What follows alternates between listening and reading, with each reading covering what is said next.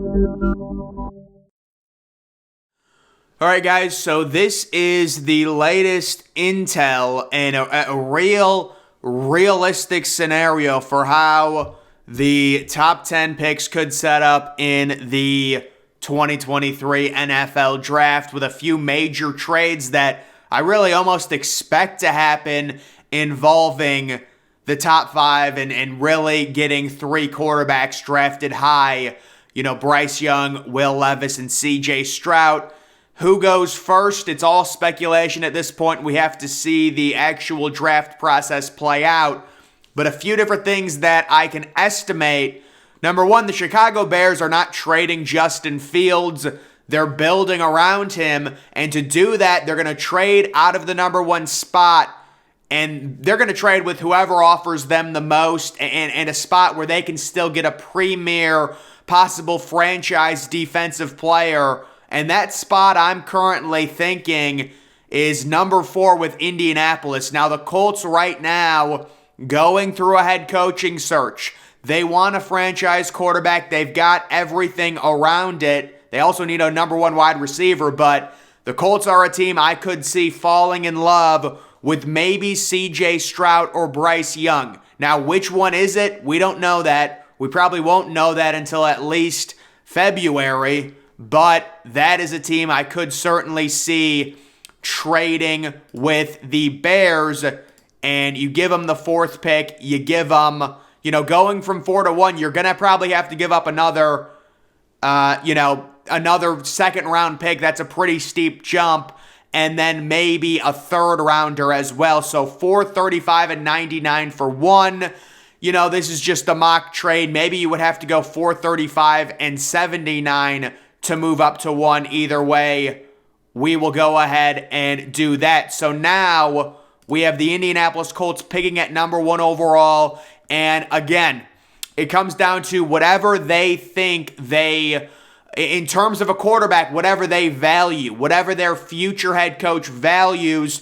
Do you want the size, the stature? You go with Will Anderson with the dual threat. Do you want the traditional pocket passer that has shown a little mobility, the CJ Stroud, or do you want the do-it-all playmaker gamer who can extend plays and really, move and do some things with his feet while also being accurate, but he's a little bit smaller? At that point, it would be Bryce Young. I'm going to go because Bryce Young is the number 1 player.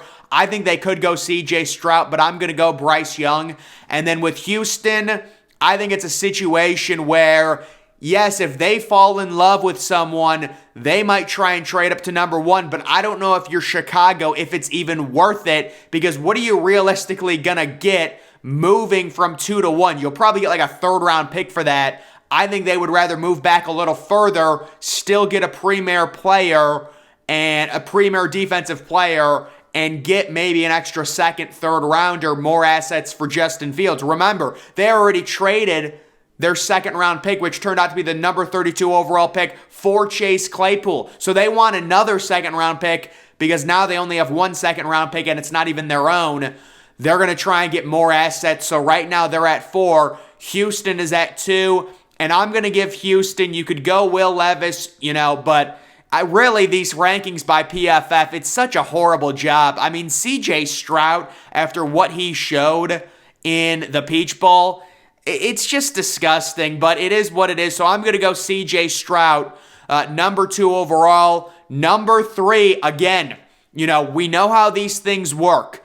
Teams are going to be aggressive. They're going to be trying to trade up. And when it comes to number 3 overall, guys, you take a look at a team like the Detroit Lions, and we know Jared Goff, he's been good this year with Ben Johnson, the offensive coordinator, but really, is he a franchise quarterback? I don't think so. I'm going to say Detroit moves from 6 to 3. If you're Arizona, you could stay at 3 and draft Will Anderson. You could draft Jalen Carter, but getting more assets at this point, possibly the 49th overall pick and the 81st overall pick, and you could also get the 59th overall pick, but I don't think that's realistic. So we're going to do something like that. Moving from 6 to 3 And you're also getting, if you're Arizona, just moving back 3 spots, you're already not drafting a quarterback. Quarterback is the highest demand position. Teams will pay the most to move up to get a quarterback. There's no reason for Arizona not to take advantage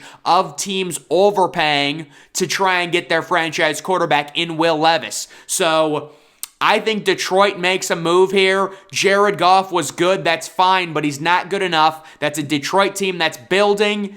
And what I would say is, they're trying to get their franchise quarterback, and this is their opportunity. They've drafted defense inside of the top 3 the past 3 years 2 times. Jeff Okudah, number 3 overall. Aiden Hutchinson, number 2 overall. It's enough defense. They got a receiver in the first round last year. They need a franchise quarterback. This is how they do it. They move from 6 to 3, and we get a situation where they will be picking Will Levis, and that's kind of a potential scenario that could play out with the 3 quarterbacks going inside the top 3, and you've got Chicago and Arizona leveraging the fact that they already have their quarterbacks and really allowing teams that are desperate to get franchise quarterbacks, allowing those teams to maybe overpay a little bit, because you should overpay. If you really think Will Levis is a franchise quarterback, you're trading whatever you have to get him.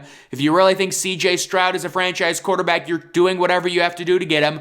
So I would wager the first 3 picks of this draft will involve 2 trade-ups, and Houston all drafting quarterbacks. I definitely think Indianapolis is one of the teams. Houston will probably stay at 2 unless they're obsessed with someone at 1 and overpay for the first pick.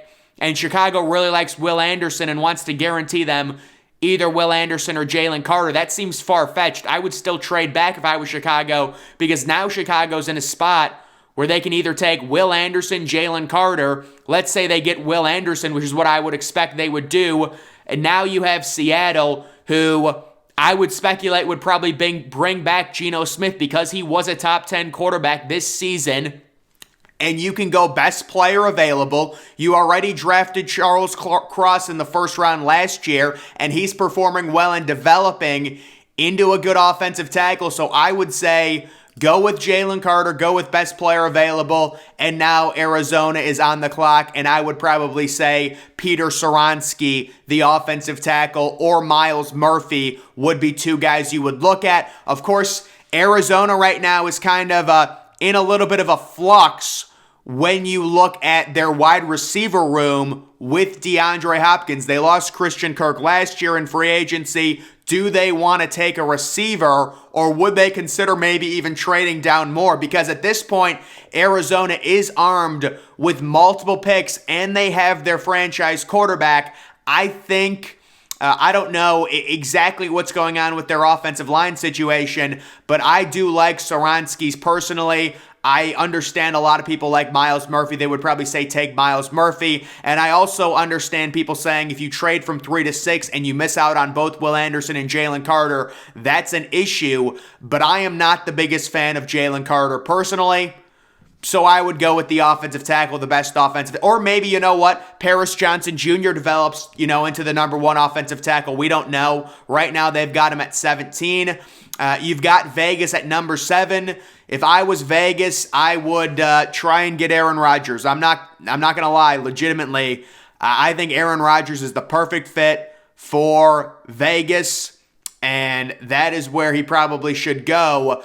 With this pick, if they were able to get Aaron Rodgers, you would be looking at preferably some secondary help. Maybe Cam Smith, although you could argue it's a reach. Ringo. I'll just say Cam Smith for the sake of the argument. And then you have Atlanta at number 8. And this team I really do have a major issue with. It's just we don't know what Desmond Ridder is, and Atlanta did it to themselves with the situation surrounding it. So they didn't give Desmond Ridder enough time. They played Mariota too much. They won too many games. They could have had the 4th or 5th pick and been in perfect spot to trade up for CJ Stroud, to take Will Levis, to take whoever they wanted. Now it's like you've got the 8th pick. You're probably picking best player available. You're probably going Breezy or Murphy. We will give them Murphy, although I there is a lot of people that say Wilson, the kind of athletic edge defender from Texas Tech, is more of like a hybrid type that would fit Atlanta's defense better, because I've seen him go there a lot. And then you have Carolina at number 9. And this is where it really gets ugly, but I would say they're probably interested in Anthony Richardson. Carolina is a team that really has no guidance right now. They won 7 games in a horrible division. Congratulations. It's only hurting your future, because now you don't have a top 8 pick. Now you would have to mortgage a ton of assets, and maybe they do. Carolina is certainly a team that could trade inside the top 3 or top 2. They would just have to give up multiple future first-round picks to do that. So we're going to give them Anthony Richardson, because we know quarterbacks go higher than they should. And then at number 10, Philadelphia. I do think Philadelphia would be possibly interested or intrigued in trading down, but we will give them the edge rusher Wilson from Texas Tech, and that is kind of just a mock top 10 on how it could play out. Again, you get the quarterbacks going early, teams willing to give up multiple second, third round picks to move up just 2 or 3 spots to take the quarterback at number 1 overall. This is a situation that could play out, and we've seen it play out in the past when there are multiple elite quarterbacks. So you've got the Colts, the Texans, the Lions. You know, what do the Seahawks do? Do they like Geno Smith? What do the Raiders do if they're not able to get a different quarterback, with the whole Derek Carr situation? What does Atlanta do? Do they like Desmond Ridder enough? Would they want to mortgage something to move up and really just pass Desmond Ridder by? And then what does Carolina do as well? Just looking outside of the top 10, I don't see Tennessee doing much in terms of making a crazy trade up. The Jets, certainly they need a quarterback. Mike White is a good backup, but what do you do with Zach Wilson? Do you give up on Zach Wilson? I think you have to. You cannot go into next year with Zach Wilson battling for the starting job. It feels like a wasted year unless they know something about Zach Wilson that we don't know. And then the other prediction that I had was Aaron Rodgers gets traded to Vegas. The Packers get Vegas's first-round pick, which I don't know if that would happen. I don't know if Aaron Rodgers is worth that at this point in his career. Let's say it happens. Now the Packers have the 15th overall pick and the 7th overall pick. They package both of those to move up inside of the top 2 and draft Will Levis or CJ Stroud. That's a scenario that could be at play. So we'll have to see what happens, but this is just a realistic, super in-depth top 10 look through at the potential 2023 NFL Draft. But guys, that's going to do it for this video. Make sure you follow me on Twitter. Link to that's always in the description. I'm, of course, the Depressed Ginger. Thank you for watching.